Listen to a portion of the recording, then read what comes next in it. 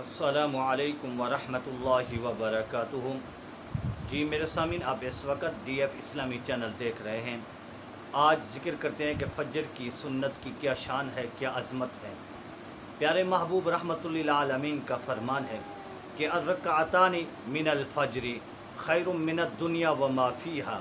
پیارے محبوب نے فرمایا کہ فجر کی 2 رکعت نماز سنت جو ہے، دنیا اور دنیا کے اندر جو کچھ بھی ہے اس سے بہتر ہے۔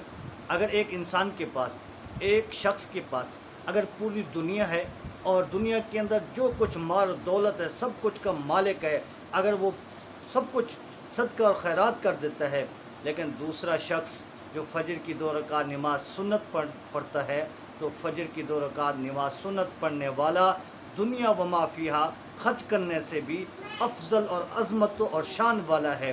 تو اس لیے ہمیں چاہیے کہ فجر کی نماز ہم سے قضا نہ ہو، کیونکہ جب فجر کی سنتوں کی یہ شان اور یہ عظمت ہے، تو فجر کی فرض نماز کی کیا شان اور عظمت ہوگی۔